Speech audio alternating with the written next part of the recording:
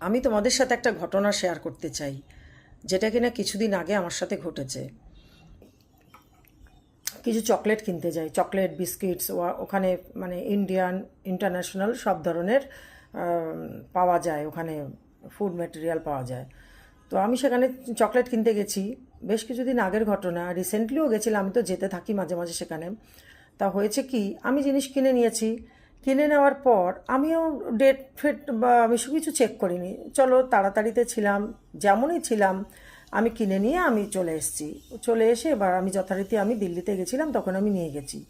কিন্তু আমি ওখানে গিয়ে দেখি ডেটটা মাত্র আর এক সপ্তাহের মধ্যে এক্সপায়ারি হয়ে যাবে।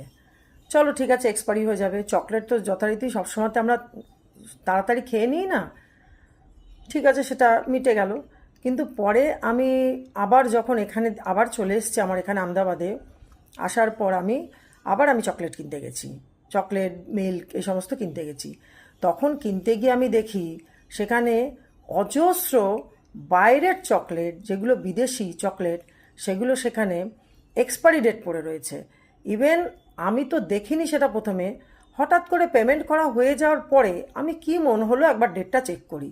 ডেটটা চেক করতে গিয়ে দেখছি যে সেটাও এক্সপায়ারি হয়ে গেছে। আর যথেষ্ট কস্টলি চকলেট, আর বিদেশি চকলেটগুলো যথেষ্ট কস্টলি হয়। তো আমি সেটা নিলাম না। ইভেন আমি ওখানে আরও যত চকলেটই আমি চেক করছি, অনেক চকলেট সেগুলো এক্সপায়ারি হয়ে গেছে। আমার সামনেই তখন ছেলেটাকে বললো, इसको हटा दे यहाँ से हटा दे, क्योंकि ये चॉकलेट एक्सपायरी हो गया। তা তুমি তো জানো তোমরা অহরহ চেক করছো, চেক করা উচিত। তাহলে আমার মতন কেউ যদি চকলেটগুলোকে বা যে কোনো ফুড ম্যাটেরিয়ালকে যদি চেক না করে, ডেট চেক না করে তারপর যদি সেটা কিনে নেয়, তাহলে তো সে নিয়ে চলে গেল। কিন্তু সেটা খাওয়ার পর ঘরে ছোট বাচ্চা রয়েছে, বড় বাচ্চা বলে কিছু নয়, যে কারুর খেলে এটা তো মানে একটা ফুড ম্যাটেরিয়াল, আমাদের এক্সপায়ারি ডেটওয়ালা কোনো জিনিস যদি আমাদের পেটে যায়, সেটা তো আমাদের জন্য মোটেই ভালো নয়। কিছু তাদের পেটের সমস্যা হতে পারে, যা কিছু হতে পারে। এখন তো এমনিতেই এত প্রিজারভেটিভ দেওয়া ফুড, তার মধ্যে যদি আবার সেটা এক্সপায়ারি হয়ে যায়, তাহলে বুঝতে পারছো কী অবস্থা হতে পারে।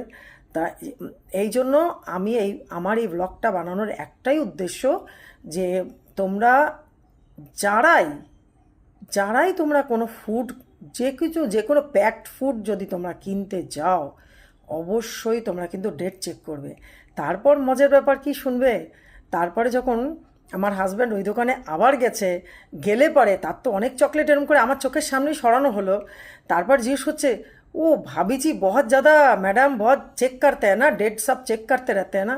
बोला हाँ, वो तो हमेशा चेक करके सब चीज़ लेते हैं। बोला हाँ, वही हमने देखा, बहुत ज़्यादा चेक करते हैं। তো মতলব বুঝতে পারছো, সেও বুঝতে পেরেছে যে আমি এখন ওগুলো চেক করে করে নিচ্ছি।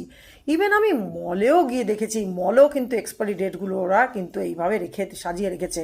আমি মলের নাম বলবো না, আমি কাউকে মানে পয়েন্ট করতে চাই না, কিন্তু সেখানে গিয়েও কিন্তু আমি তাদেরকে সরিয়েছি, আমার চোখে পড়েছে। কিন্তু যারা তো দেখে না, একদম নির্দ্বিধায় তারা কিনে নিয়ে চলে যায়, তাদের জন্য এই ভিডিওটা। প্লিজ প্লিজ তোমরা সব সময় প্যাকড ফুড হামেশা চেক করে নেবে। Expiry date, manufacturing date, expiry date, এগুলো সমস্ত ভালো করে চেক করবে। বেস্ট বিফোর অবশ্যই চেক করবে, করে কিন্তু তোমরা কেনাকাটা করবে। প্লিজ তোমরা সবাই কথাগুলো কিন্তু মাথার মধ্যে রেখো, যার জন্য আমি ভিডিওটা তোমাদের সাথে শেয়ার করলাম। বেশি কিছু বললে ভিডিওটা বড় হয়ে যাবে, কারণ তো দেখার ধৈর্য থাকে না আজকাল, যার জন্য আমি আমার ইম্পর্টেন্ট কথাগুলো বললাম। প্লিজ তোমরা অ্যাওয়ারনেস ভিডিও, অ্যাওয়ার হয়ে যাও, যেন সবাই সুস্থ থাকো, ভালো থাকো। সবশেষে একটাই কথা বলবো, হেলথ ইজ ওয়েলথ।